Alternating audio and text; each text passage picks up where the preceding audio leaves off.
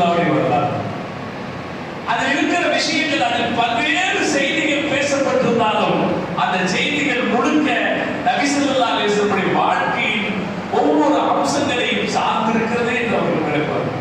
மொத்த குர்ஆனும் ரசூலுல்லாஹி வரலாறு. அந்த குர்ஆனில் பெருமானார் ஸல்லல்லாஹு அலைஹி வஸல்லம் அவர்களை பற்றி ஏராளமான செய்திகளை சொல்கிறார். மொத்த குர்ஆனுமே ரசூலுல்லாஹி வரலாறு தான். ஒவ்வொரு ஆயத்தையும் அதை பற்றி பேசுதுன்னு அர்த்தம். ரசூல் ஸல்லல்லாஹு அலைஹி வஸல்லம் பற்றி பேசுதுன்னு அர்த்தம். அவற்றில் சில வசனங்களை இன்றைய நம்முடைய தேவையை கருதி நம்முடைய கவனத்திற்கு நான் கொண்டு வர விரும்புகிறேன். நான் பேசுகிறவற்றில் பயனடைந்து கொள்கிற தௌஃபீக்கை அல்லாஹ் எனக்கும் தந்தல் புரிவானாக, உங்களுக்கும் அல்லாஹ் தந்தல் புரிவானாக. அருமையான சொல்றது, அல்லாஹ் முதல்ல நமக்கு ரசூலுல்லாஹ் பற்றி சொல்றான்.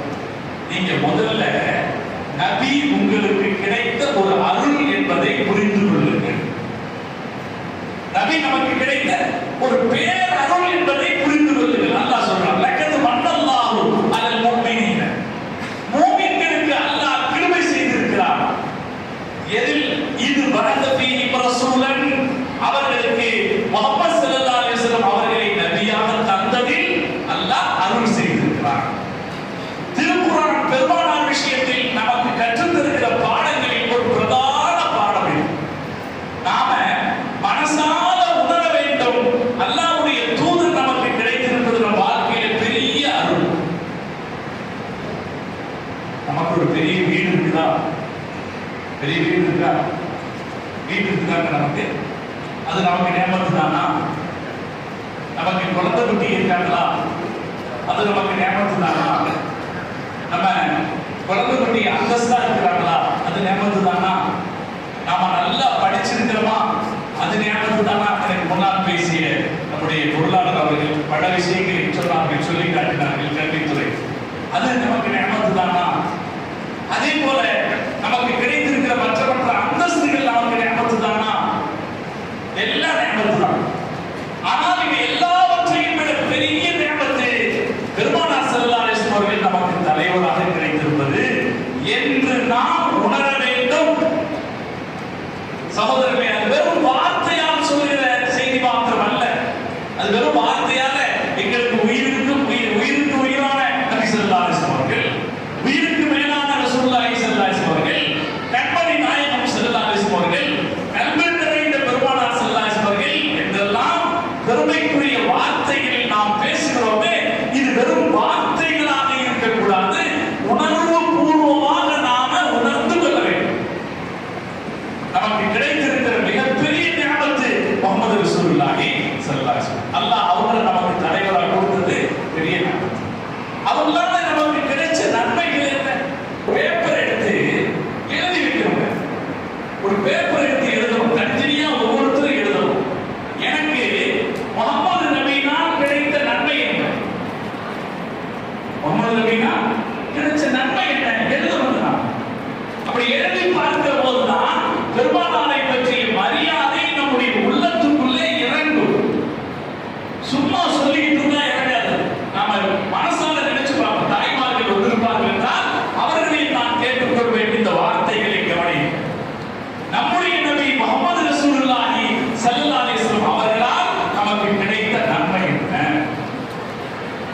ஒரு அரசாங்கம் தேர்தல் வரும்போது என்ன சொல்றோம்? எங்க கவர்மெண்ட்னால என்ன கிடைச்சதுன்னு ஒரு பட்டியல் போடுமா இல்லைங்களா? இலவச சிலிண்டர் கொடுத்தோம், டிவி கொடுத்தோம், லேப்டாப் கொடுத்தோம், எல்லாம் ஒரு பட்டியல் போடுமா இல்லையா? அப்படி பட்டியல் போடும்போது நமக்கும் அது புரிபடுமா இல்லைங்களா? ஆமா, இவங்க எங்களுக்கு லேப்டாப் கொடுத்தாங்க, இவங்க எங்களுக்கு சைக்கிள், புரிபடுமா இல்லைங்களா? ஒரு நியமத்தை நாம உணரும் போதுதான், நாம அதை எண்ணி பார்க்கிற போதுதான் அது மனசுக்குள்ள இறங்கும். நமக்கு எல்லாம் என்ன கடமை இருக்கிறது? நம்முடைய நபியால் நமக்கு என்ன நியமத்து கிடைத்தது என்பதை உணர்ந்து சிந்தித்து நம்முடைய உள்ளத்துக்குள்ளே இறக்க வேண்டிய கடமை நமக்கு. அப்பதான் நபி ஸல்லல்லாஹு அலைஹி வஸல்லம் முஹப்பத் என்பது யதார்த்தமாகும். நம்முடைய சஹாபாக்கள் பெருமானார் ஸல்லல்லாஹு அலைஹி வஸல்லம் அளப்பரிய அன்பு மரியாதையை கொண்டிருந்தார்.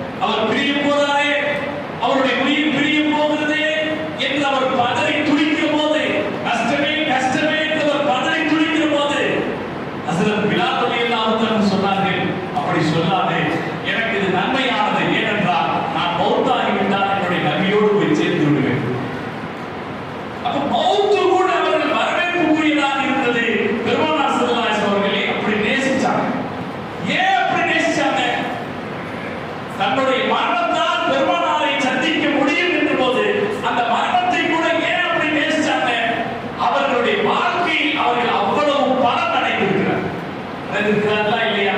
பிலால் ரலியல்லாஹு தஆலா செருப்புக்கு கீழே விதிக்கப்படுகிற நிலையில் இருந்த கருப்பு நிறத்தை நீக்ரோ கருப்பு நிறத்தை சார்ந்தவராக இருந்தவர். மக்காவின் மக்களால் மோசமாக நடத்தப்பட்டவர். விலங்குகளை விட மோசமாக நடத்தப்பட்ட அவருக்கு சையதுனா என்று மக்கள் எல்லோரும் தலைவர் என்று அழைக்கிற உயர்ந்த அந்தஸ்தை வாழ்க்கையில் பெற்றுக் கொடுத்தவர் யாரு? எல்லாரும் அன்பா பார்த்தாங்களா இல்லையா? இன்னைக்கு பாருங்க, கருப்பிடத்தை சார்ந்தவர்களை பார்க்கிற போதெல்லாம் நாம என்ன சொல்லுவோம்? விழாக்களை சொல்றோமா இல்லைங்களா? நம்ம எல்லாம் மக்காவுக்கு போகும்போது பார்க்கும்போது என்ன சொல்லுவோம்? விழாக்களை எல்லாம் தான் சொந்தக்காரர்கள் என்று சொல்லுவோம். இப்ப நபி ஸல்லல்லாஹு அலைஹி வஸல்லம் அவர்களால் இவ்வளவு பெருமை அவர் பெற்றார் என்கிற போது, அதை அவர் உணர்கிற போது அவருக்கு என்ன தோணும்? இந்த பெருமைக்கெல்லாம் யார் தான் காரணம்? முஹம்மது ஸல்லல்லாஹு அலைஹி வஸல்லம் தான் காரணம் என்று உணர்கிற போது அவர் எப்படி சொல்லாமல் இருப்பார்? மௌத்தான நேரத்தில் என்ன சொன்னாரு? நான் மௌத்தாக வேண்டும், மௌத்தானால் நான் பெருமானாரை சந்திக்க முடியும், பார்க்க முடியும் என்று சொன்னார். நபி ஸல்லல்லாஹு அலைஹி வஸல்லம் அவர்களை சஹாபாக்கள் எப்படி உணர்ந்தார்களோ, அவர்களுடைய வாழ்க்கையில் அந்த நியமத்துகளை எப்படி உணர்ந்தார்களோ, நமது முதல் கடமை பெருமானார் ஸல்லல்லாஹு அலைஹி வஸல்லம் அவர்கள் ஒரு நியமத் என்று உணர வேண்டும். இந்த நிகழ்ச்சியை அல்லாஹ் அதற்கு காரணமாக்குவார். ஒவ்வொரு இடத்துலையும் சொல்றேன், நம்ம எல்லாம் இன்னைக்கு ஜென்டலா சட்டை போடுறோம், ஜென்டலா உடுத்திருக்கோம் இல்லையா? இதுக்கு யார் காரணம் நினைக்கிறீங்க? ஒரு குப்பனாகவோ சுப்பனாகவோ இருந்து நம்ம இப்படி இருப்போமா? இருப்போமாங்க? நம்ம வாயிலிருந்து கெட்ட வாசை வந்திருக்கா வரலாற்றுல? நம்ம வாழ்க்கையில வாயிலிருந்து கெட்ட வாடை வந்திருக்கா? நான் சொல்ற கெட்ட வாடை என்னன்னு உங்களுக்கு தெரியுதா? கெட்ட வாடை என்னன்னு தெரியுதா உங்களுக்கு? என்ன வாடை? மதுவின் வாடை வந்திருக்கா? இதற்கு வந்தது இல்லையே. இதுக்கு யார் காரணம்? இதுக்கு யார் காரணம்? எப்போதும் பல இடங்களிலும் தாய்மார்களிடத்தில் சொல்லுவேன், நீங்கள் நிம்மதியாக இருக்கிறீர்கள் என்றால் தினசரி பெருமானார் மீது 10 செலவாத்து சொல்லுங்கள். உங்கள் வீடுகளுக்குள் வருகிற உங்களுடைய கணவன்மார்கள் குடிக்காமல் வருகிறார்கள் என்றால், குடித்துவிட்டு அடிக்காமல் இருக்கிறார்கள் என்றால், அதற்கு காரணம் யாரு? முஹம்மது சொல்லுங்களேன். முஹம்மது ரசூலுல்லாஹி ஸல்லல்லாஹு அலைஹி வஸல்லம்.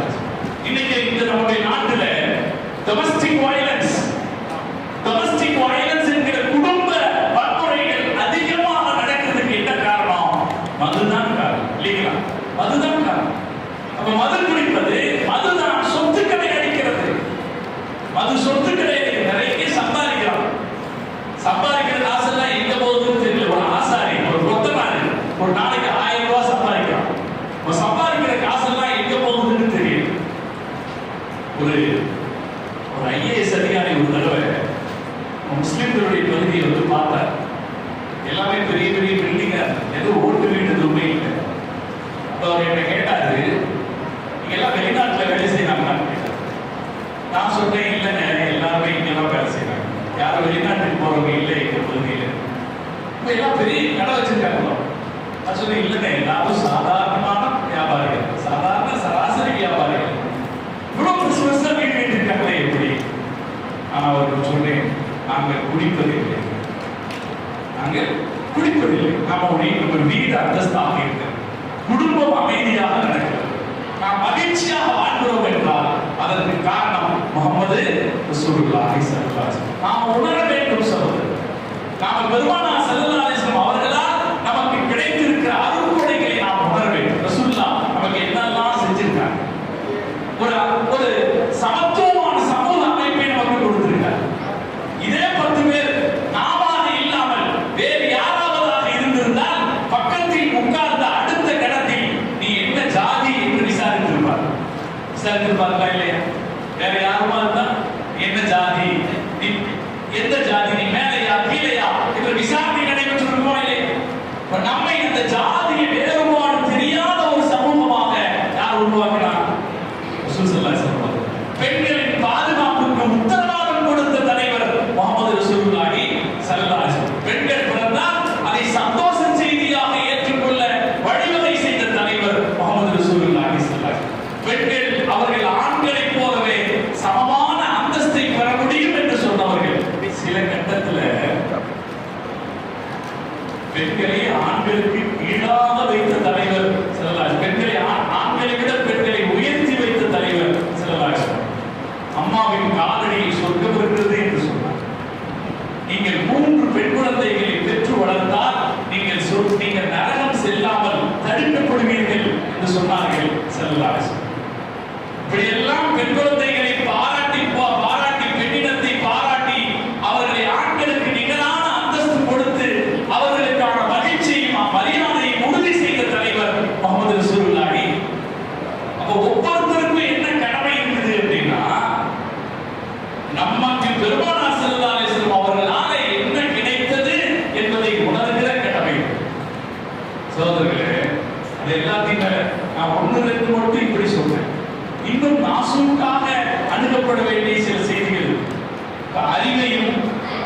கல்வியையும் அறிவையும் பெரிதாக நம்ம பாராட்டணும்.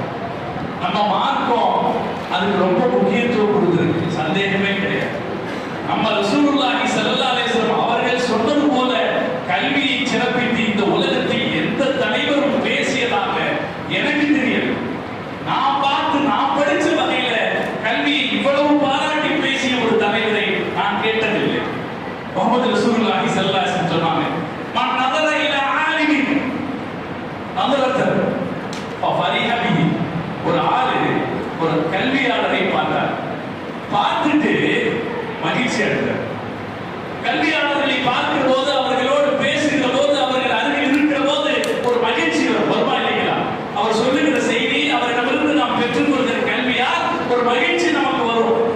அப்படி மகிழ்ச்சி அடைந்தால் நபி ஸல்லல்லாஹு அலைஹி வஸல்லம் அவர்கள் சொல்கிறார்கள், நீங்கள் ஒரு ஆலிமை பார்த்து மகிழ்ச்சி அடைந்தால் அல்லாஹ் உங்களுக்காக ஒரு மலக்கை நியமிக்கிறான். ஒரு மலக்கை அல்லாஹ் நியமிக்கிறான். யஸ்தக்பிருஹு, அவருக்காக அவர் பாவ மன்னிப்பு கேட்பார். யௌமல் கியாமா, கியாமத் நாளில். நீங்க ஒரு கல்வியாளரை, அறிவாளியை பார்த்து மகிழ்ச்சி அடைந்தால் அல்லாஹ் உங்களுக்காக ஒரு மலக்கை நியமிக்கிறான். அதனால தான் பல இடத்துலையும் சொல்றது, பயான் எல்லாம் கேட்கும் போது ஆன்லைன்ல கேட்டுக்கலாம், தள்ளி தொலைல உட்கார்ந்து எங்க ஸ்பீக்கர் கிடைக்குதோ அங்க கேட்கலாம்னு கேட்கிற பழக்கம் நமக்கு வேண்டாம்.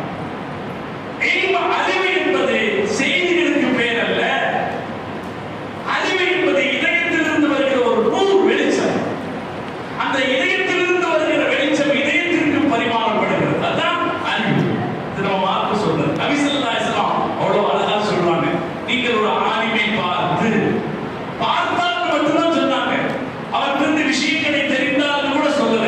ஒரு ஆலிமை பார்த்து மகிழ்ச்சி அடைந்தால் அல்லாஹ் உங்களுக்கு ஒரு மலக்கை தருவார். அவர் உங்களுக்காக பிரார்த்தனை செய்கிறார். இந்த அளவுக்கு சொன்ன அறிஞர்கள் யாரையாவது நீங்கள் பார்த்திருக்கிறீர்களா? கல்வியை வலியுறுத்தி போதித்த தலைவர்கள் யாரையாவது நீங்கள் பார்த்திருக்கிறீர்களா? பார்த்திருக்க முடியாது. நபி ஸல்லல்லாஹு அலைஹி வஸல்லம் அவர்கள் அப்படி கல்வியை போற்றினார்கள். ஆனால் அதே நேரத்தில் அறிவு என்பது இருக்கிறது, எல்லாவற்றையும் விட உயர்ந்ததல்ல, குறிப்பாக ஈமானை விட உயர்ந்ததல்ல. அறிவு என்பது ஈமானுக்கு துணையான ஒரு செய்தியாக இருக்க வேண்டும். நபி ஸல்லல்லாஹு அலைஹி வஸல்லம் அதுக்கு வழிகாட்டு, ஈமானுக்கு துணையா இருக்காங்க. அறிவை பத்தி நம்ம சரியா புரிஞ்சுக்கணும். நம்ம நடந்து போறோம், தெருவில் ஒரு மோதிரம் கிடைக்கும், ஒரு மோதிரம் கிடைக்கும். அதை பார்த்த உடனே நம்முடைய அறிவு என்ன சொல்லிடுது? தங்க மோதிரம்னு சொல்லிடுது. அறிவு என்ன சொல்லும்? இது தங்க மோதிரம்னு அறிவு சொல்லும். ஆனால் இது என்னுடையதல்ல, இதை நான் எடுத்துக்கொள்ள கூடாது என்று அறிவு சொல்லாது. இதை நான் பயன்படுத்த கூடாது என்று சொல்லாது, அறிவு சொல்லாது. அதுக்கு மேல என்ன வேணும்? அதுக்கு ஒரு வழிகாட்டி வேண்டும். அதனால் தான் அல்லாஹ் பெருமானாரை பல இடங்களில் சொல்கிற போது ஆதி வழிகாட்டி என்று சொல்கிறார். திருக்குர்ஆனை பற்றி சொல்கிற போது முதல் குர்ஆனை பற்றி அல்லாஹ் சொல்ற முதல் வாசகமே என்னன்னா, முதல் இது வழிகாட்டக்கூடியதுமா. காரணம் என்னன்னா, மனித அறிவை கொடுத்திருக்கிறான் அல்லாஹ். அதுல ஒரு ஆச்சரியம் என்னன்னா, அறிவில்லாத ஆட்டுக்கோ மாட்டுக்கோ அல்லாஹ் தூதர்கள் அனுப்பல. அறிவில்லாத ஆட்டுக்கோ மாட்டுக்கோ அல்லாஹ் தூதர்கள் அனுப்பல. அறிவுள்ள மனுஷனுக்கு தான் அல்லாஹ் தூதர்கள் அனுப்புறான். காரணம், மனுஷ அறிவுக்கு சில ஹிதாயத்துகள் தேவை. அம்மாவுக்கும் மற்ற பெண்ணுக்கும் அது வித்தியாசம் பார்க்க அறிவுக்கு தெரியாது.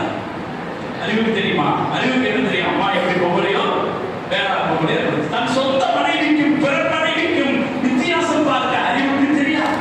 தெரியுமாங்க? தெரியாது. அப்ப அதுக்கு என்ன வேணும்? வழிகாட்டுதல் வேண்டும். நம்ம ரசூலுல்லாஹி ஸல்லல்லாஹு அலைஹி வஸல்லம் அவர்களுக்கு நாம பெரிதும் கடன்பட்டிருக்கிறோம். காரணம் என்ன தெரியுமா? நாம் எவ்வளவு பெரிய அறிவாளியானாலும் அல்லாஹ்வின் வார்த்தைக்கும் அல்லாஹ்வின் தூதரின் வார்த்தைக்கும் கீழே நாம் இருக்கிறோம். ஜமாலியா அப்படி நிக்க வச்ச பெருமை முகமது. நான் எல்லாம் பார்க்கும்போது எனக்கு சந்தோஷம். என்ன சந்தோஷம்? எல்லாம் பெரிய பெரிய பொறுப்புகள் இருந்து, அரசு பொறுப்புகள் இருந்திருக்கீங்க, நிறைய படிச்சிருக்கீங்க.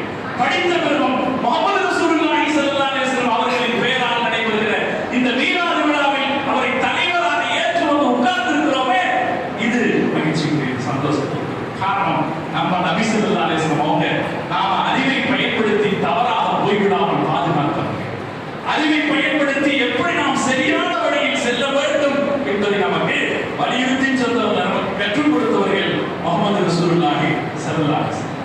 அந்த நபி நமக்கு கிடைச்சதுனால நிறைய நன்மைகள் கிடைச்சது.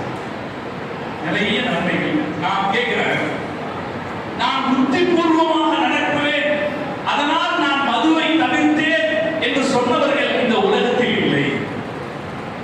நான் அறிவின்படி வாழ்கிறேன், அதனால் நான் மதுவை தவிர்த்து விட்டேன் என்று சொன்னவர்கள் இந்த உலகத்தில் இல்லை.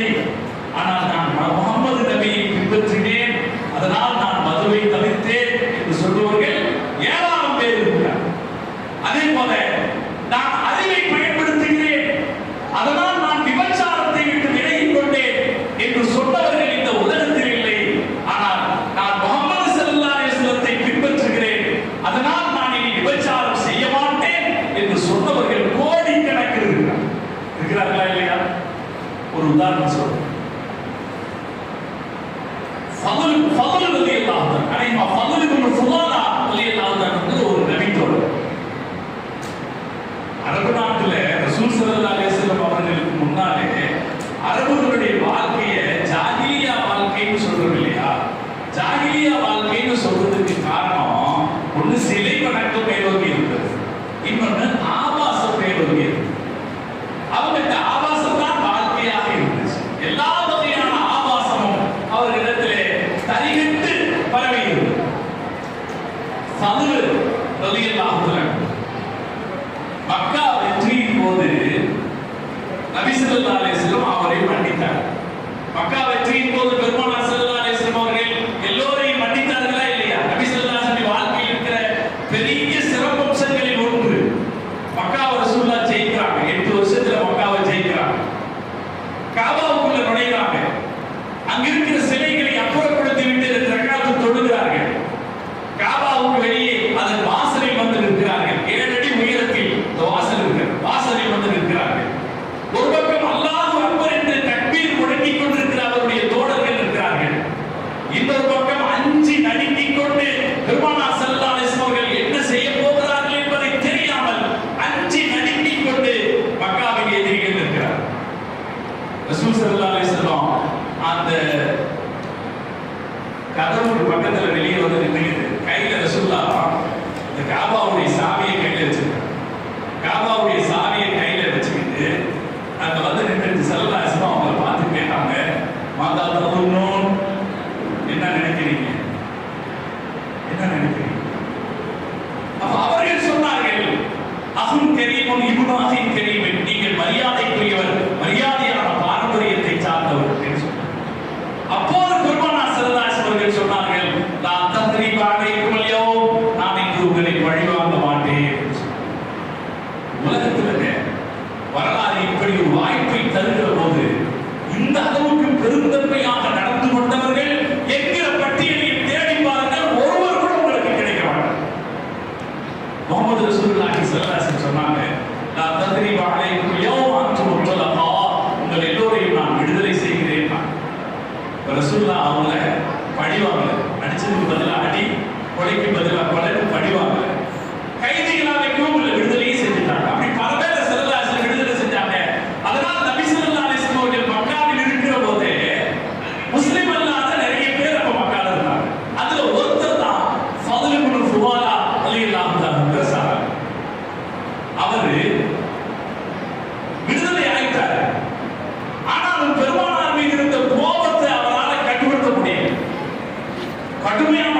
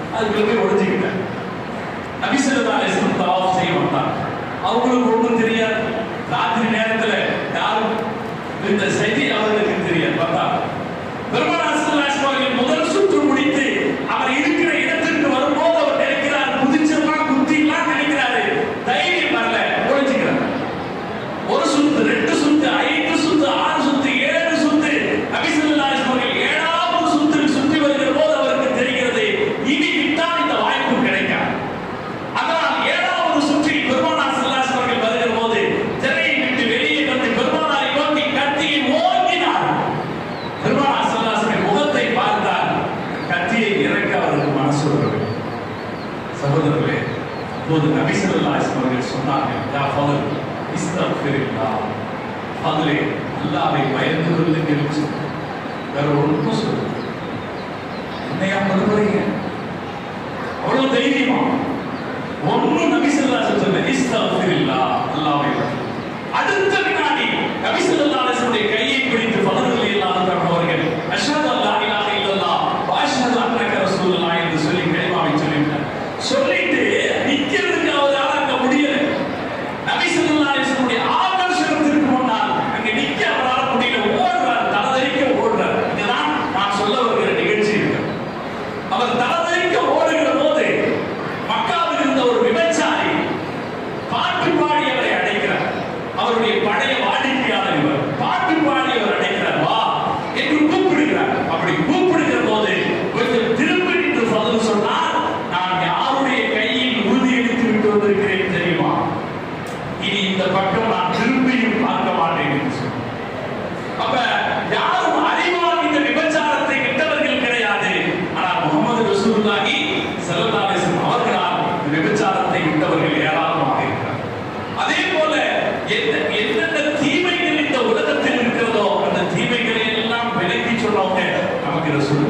ஹராம் இது, ஹராம் இது, அல்லாஹ் இது சாதாரண விஷயம் இல்லைங்க. நம்மளை பண்படுத்திய விஷயம் அது. மனிதன் மிருகத்தை விட சில நிலைகளில் மோசமானவன். மிருகத்தை விட மோசமானவன். எந்த சிங்கமும் ஒரு முயலுக்கு மேல் இரண்டாவது முயலை தின்னாதுன்னு சொல்லுவாங்க. சாப்பிட்டு வயிறு நிறைஞ்சிருச்சுன்னா அதுக்கு மேல சாப்பிடாது. சிங்கம் சாப்பிடாது. அதே போல எந்த மிருகமும் அந்த மிருக இனத்தில் அதனுடைய துணை அல்லாத ஒன்றை பலாத்காரம் செய்யாதுன்னு சொல்லுவாங்க. இதெல்லாம் யார் செய்வா? இதெல்லாம் யார் செய்வா? மனுஷன் செய்வான். தின்னுக்கிட்டே இருப்பான். கணக்கில்லாமல் தின்பான். நல்லது கெட்டது எதையும் பார்க்க மாட்டான். கணக்கில்லாமல் தின்பான். என்ன அக்கிரமம் இருக்குதோ அந்த அக்கிரமத்தை எல்லாம் செய்வான். இந்த அறிவுக்கு பிறகும் கூட, இந்த அறிவுக்கு பிறகும் கூட இப்படி செய்யலானே, இவரை நேர்வழிப்படுத்துவது சாதாரண விஷயம் அல்ல. முஹம்மது ரசூலுல்லாஹி ஸல்லல்லாஹு அலைஹி வஸல்லம் அவர்கள் அறிவும் புத்திசாலித்தனமும் மிக்க மனிதர்களை ஸல்லல்லாஹு அலைஹி வஸல்லம் அவர்கள் நேர்வழிப்படுத்தினார்கள். மனிதர் புனிதர்களாக உயர்த்தினார். அதுதான் அல்லாஹ் சொல்லிட்டார், இது பெரிய உபகாரமா இல்லையா? இந்த உபகாரத்தை நீங்க புரிஞ்சுக்கங்க. அல்லாஹ் உங்களுக்கு கண்ணை கொடுத்ததை விட, அல்லாஹ் உங்களுக்கு காதை கொடுத்ததை விட, அல்லாஹ் உங்களுக்கு நடப்பதற்கு பிடிப்பதற்கான வலுவை கொடுத்ததை விட, அல்லாஹ் உங்களுக்கு ரசூலை கொடுத்தானே அது பெரிய நியமத்தை புரிஞ்சுக்கங்க என்று அல்லாஹ் சொல்றார். இது குர்ஆன் நமக்கு பெருமானார் ஸல்லல்லாஹு அலைஹி வஸல்லம் அவர்களை பற்றி தருகிற முதல் செய்தி. அல்லாஹ் பெருமானார் ஒரு நியமத் என்பதை நாம் புரிந்து கொள்ள வேண்டும் என்பதை அல்லாஹ் நமக்கு புரிகிறது. நமக்கு மாத்திரம், நமக்கு என்றால் முஸ்லிம்களுக்கு மாத்திரம் என்ற அர்த்தம் அல்ல. நபி ஸல்லல்லாஹு அலைஹி வஸல்லம் அவர்கள் ஒட்டுமொத்த மனித குலத்திற்கும் நியமத் தான். அது அவருடைய எதிரிகளுக்கு கூட நியமத் தான். ரசூலுல்லாஹ்வுடைய எதிரிகள் இருப்பார்களே, எதிரிகளுக்கு கூட ரசூலுல்லாஹ் நியமத் தான். அல்லாஹ் குர்ஆன்ல ஒரு ஆயத்துல சொல்றான், மக்காவின் காஃபிர்கள் ஒரு சமயம் ரசூலுல்லாஹ் பக்கத்துல வச்சுக்கிட்டே சொல்றாங்க, நாங்க உங்களை ஒத்துக்க மாட்டோம், நாங்க உங்களை ஒத்துக்க மாட்டோம், யாரெல்லாம் இவரை நாங்க ஒத்துக்க மாட்டோம், அதுக்காக எங்களுக்கு என்ன தண்டனை கொடுக்கணுமோ அந்த தண்டனை கொடுன்னு கேட்டார். அவனுடைய குலப்பெருமையினால யாரெல்லாம் இவரை நாங்க ஒத்துக்க மாட்டோம், எங்களுக்கு என்ன தண்டனை கொடுமோ கொடுக்குன்னு கேட்டார். அப்ப அல்லாஹ் சொன்னான், நபியே தானா உங்களுக்கு வருவான், தானா உங்களுக்கு வருவான். ஆனால் அவர்களுக்கு சொல்லுங்கள், நீங்கள் அவர்களுக்கிடையே இருக்கிற போது அல்லாஹ் எந்த அதாபையும் அனுப்ப மாட்டான். நீங்கள் அவர்களுக்கிடையே இருக்கிற போது அல்லாஹ் அவர்களுக்கு அதாபை தர மாட்டான். அப்ப நபி ஸல்லல்லாஹு அலைஹி வஸல்லம் அவங்க இருக்கிறதுனால யார் காப்பாற்றப்படுறார்? எதிரிகள் காப்பாற்ற. மார்க்க அறிஞர்கள் ஒரு செய்தி சொல்வார்கள், இந்த இடத்துல அதை தெரிவிப்பது பொருத்தமாக இருக்கிறதுனால சொல்றேன். நீங்க இருக்கும் போது அல்லாஹ் அதாபை தர மாட்டான்ற வார்த்தைக்கு அதுக்கு என்ன விளக்கம்? நீங்க இருக்கும் போது அல்லாஹ் அதாபை தர மாட்டான்னு அதுக்கு என்ன அர்த்தம்? ரசூலுல்லாஹ் உயிர் வாழும் போது மட்டும் அர்த்தமா? அப்படின்னா இந்த பாதுகாப்பு மக்களுக்கு 10 வருஷம்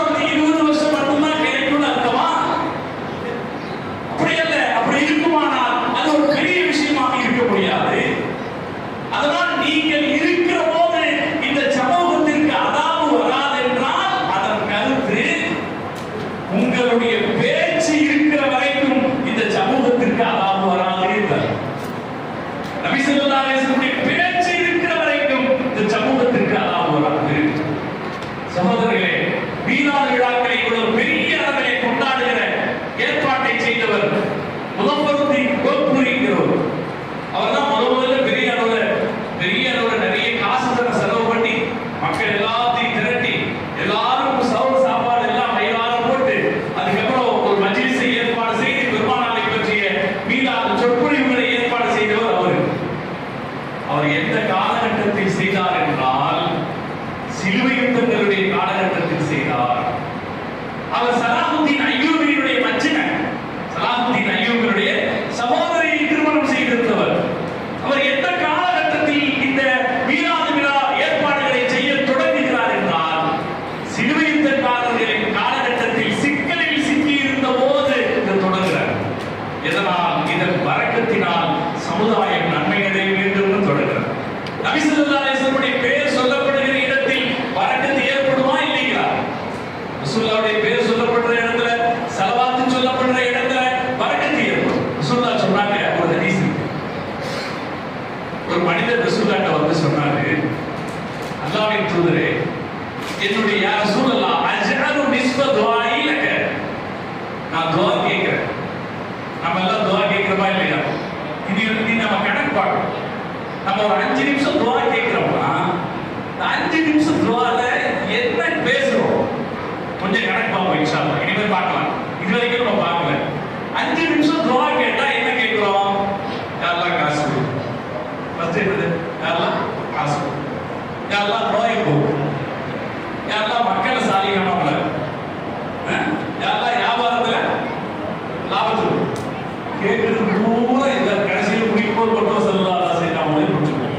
அப்படி இருக்கக்கூடாது. துஆல அல்லாஹ்வை புகழணும். அல்லாஹ்வை புகழணும். ரசூலுல்லாஹ் மேல ஸலவாத்து சொல்லணும். இவர் சஹாபி சொல்றாரு, அல்லாஹ்வின் தூதரே, நான் துஆ கேட்கிறேன், என்னுடைய துஆவின் பாதியை உங்களுக்காக நான் வைத்துக் கொள்கிறேன் அப்படின்னார். நபி ஸல்லல்லாஹு அலைஹி வஸல்லம் சொன்னாங்க, இன்ஷாஅல்லாஹ் நீங்க நினைச்சா அப்படின்னா என்ன அர்த்தம்?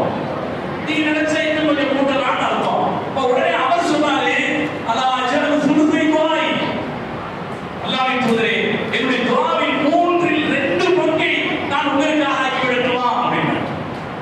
அப்ப நபி ஸல்லல்லாஹு அலைஹி வஸல்லம் திரும்பவும் சொன்னாங்க, இன்ஷாஅல்லாஹ் நீங்க நினைச்சா அப்படின்னா. உடனே திரும்ப அவர் சொன்னார், அல்லாஹ் அஜ்அலு துஆஇ குல்லா, அல்லாஹ்வின் தூதரே, என் துஆ முழுவதையும் உங்களுக்கான ஸலவாத்தாக நான் ஆக்கி விடட்டுமா என்று கேட்டார். துஆவே இந்த கையேத்துனா என்னதான்? ஸலவாத் தான். ஆரம்பத்துல முடிக்கிற வரைக்கும் ஸலவாத் தான். அப்படி நான் கேட்கட்டுமா அப்படின்னு கேட்டார். அப்போது நபி ஸல்லல்லாஹு அலைஹி வஸல்லம் சொன்னார்கள், இதன் அப்படி செய்வாய் என்றால் இக்ஃபீகல்லாஹ், அல்லாஹ்